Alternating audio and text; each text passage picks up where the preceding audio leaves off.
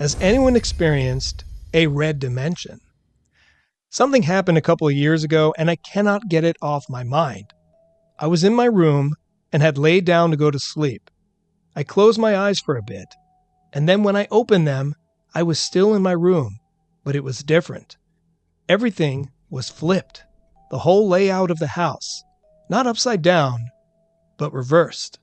The weirdest part was the moonlight shining in my room was an eerie dark red. I wasn't exactly scared, just confused. I walked into the bathroom and same thing. The layout was flipped and there was a strange red light.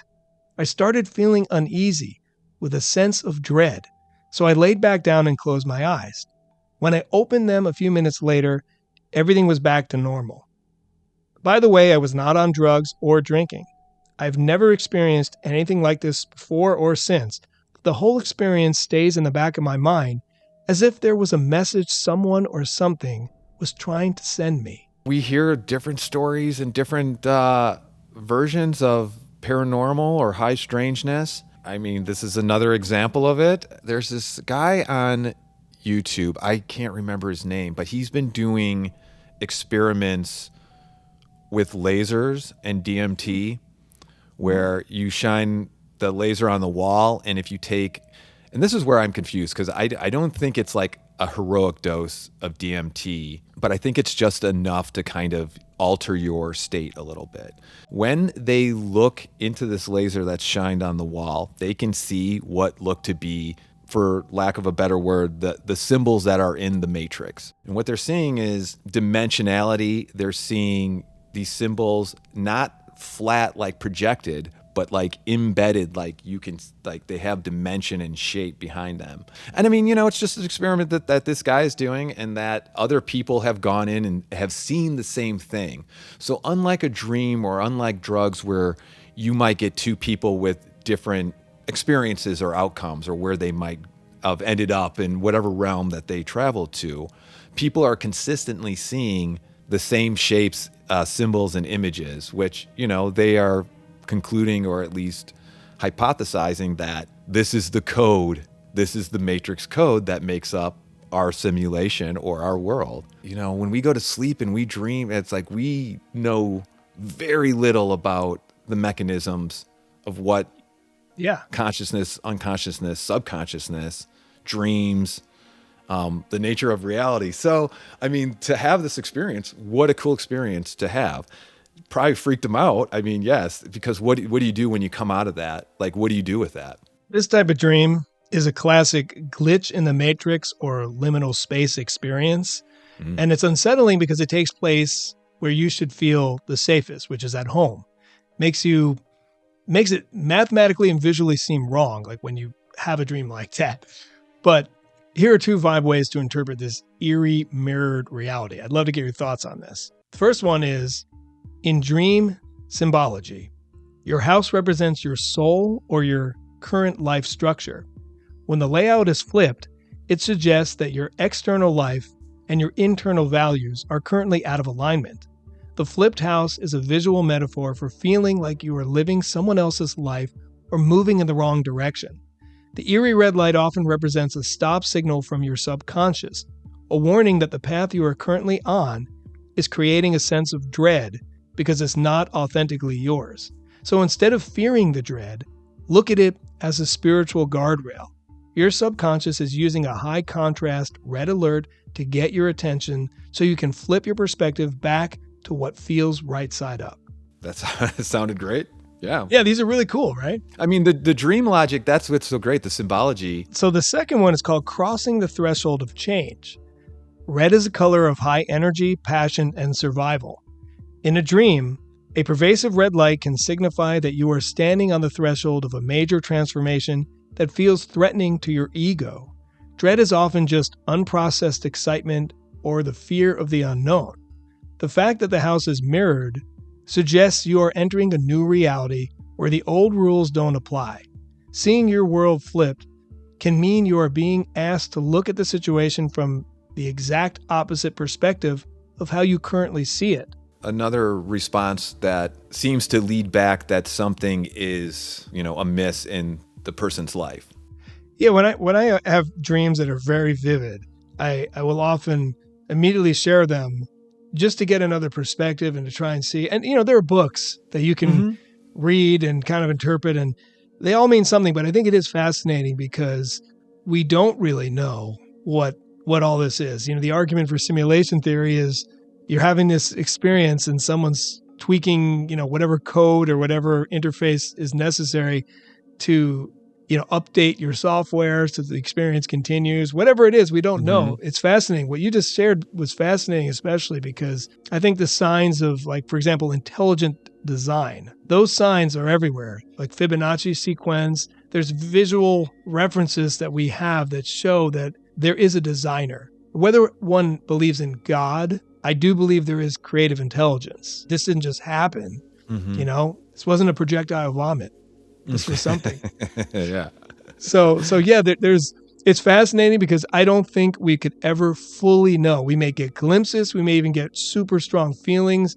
I've had both, but until like it ends and your energy continues, you won't really know. Well said. Maybe there will be some kind of knowledge that is gained at that point. I mean, maybe that's what makes it this life so beautiful. There's this theory called the Earth Life Experience.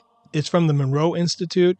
And the concept is that as a soul, as an eternal soul, we choose to come to Earth to experience contrast and conflict so that we can grow as a soul, lean more towards good than bad.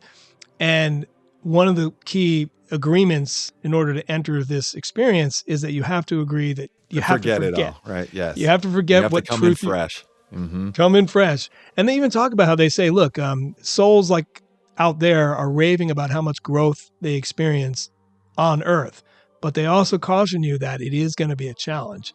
That, like, if you, for example, I believe this, if you get caught in the material world and you're just all about gains and you're selfish, you're going to kind of get trapped at the bottom. And you may be very successful, but if you don't understand there's more to it than that, then you're just stuck here, maybe even for multiple lifetimes or multiple experiences. It's like you get out and they're like, well, you can't leave yet because you didn't graduate. Like, oh man, I have to go back. Yeah, you have to go back. Just keep this in mind.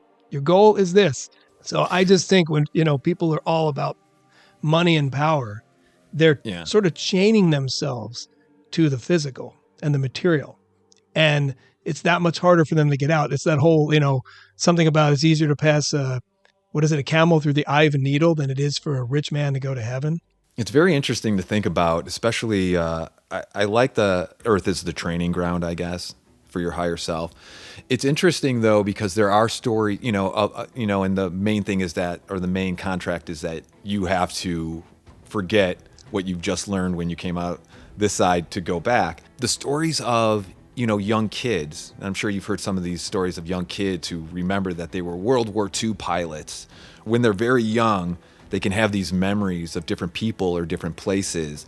And then sometimes these people or places can be, verified, or as far as like, yes, this person did exist. Like, how would this 4-year-old know this name and know that he flew planes? And then we looked this up and he was a World War II pilot. Or there's many stories like that, which are very interesting. We're either programmed with certain beliefs from our parents or from society or when we're born. They're very sometimes difficult to wrestle with and kind of think about. But like, I think it's valuable to do it in order to grow and and to evolve. And hopefully the next trip is good. And and then what happens after that? I mean, that's what's so great. It's all speculation and it's all just kind of theory. But what works for you and what allows you to live your life, I guess, this life, the fullest, if that doesn't go on, or if we don't get recycled back in, or if we are shifted to another dimension. I love the idea that there might be a way to blur lines, remember things from a past life, see into another dimension. Like we talk about Skinwalker Ranch, where there's clearly something going on there, whether it's a portal or the veil is thin between our world and another. I do think that that's kind of part of the design. I think that we all love a good mystery, because imagine if like the very first thing you tell, oh, here's how the pyramids were built, here's an instruction, here's all this history, and it was 100% accurate. You'd be like, oh, okay. Oh, that one I want to know. No speculation on that one. Tell me the answers. How? Who? When? Why? Was it a power Why the plant? big one? Yeah, that's exactly right. I agree with you. There are certain mysteries like the pyramids and why there's so many megalithic building happening all around the world at the same time from different cultures. What is the primary influence? Is it alien? Is it some other ancient civilization of humanity that we just haven't discovered or rediscovered? It's all fascinating. It's the mystery. If we knew exactly what our life was laid out from beginning to end. Well, they say, right, that I never remember who said this. I think it's an ancient Chinese proverb. When you want to curse someone, you say, may all of your greatest dreams come true all at once. If you have everything you ever wanted, then you have nothing to strive for. There's no reason to continue. You know, that's how people, I always say, become gluttonous and disconnected from humanity. You know, if you just have all the wealth in the world, like, hey, this looks like a nice house, I'll just buy it. This looks like, let's order this rare food. Oh, yeah. Like, it doesn't matter to you. You lose appreciation for it. And if you get everything you ever wanted, then what reason do you have to keep living from a selfish point of view? From an altruistic point of view, that would be wonderful. You can say, wow, I have everything I want. Now I want to share this with other people. Hopefully we can be living our best life and be living in peace, harmony, and love, and not be a trillionaire or be getting everything that materialistically that we might want. I always say when you have real love and real harmony in your life and a sense of adventure, you know, those things that you want to, something to look forward to, something to love. What was the other one, Irish? Something to do. When you have those three things in place and you have a real, you know, zest for life, you really are like a trillionaire, cosmically speaking.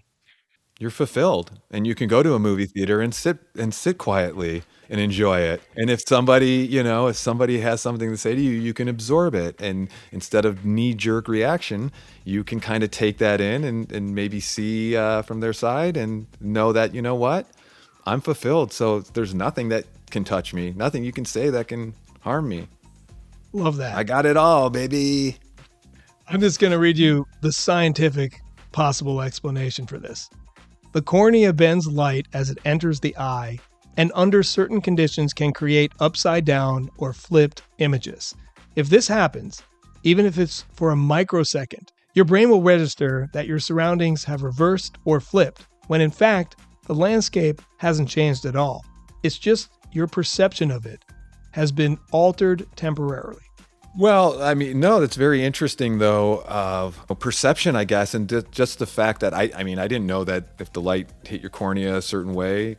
As someone who gets migraines and also has sometimes problems with lights or flashing lights, the way that eyes take in information, photons, whatever, and then transmit that signal to the brain, and how sometimes those signals could be interrupted or corrupted or changed or something. It's very interesting, yeah.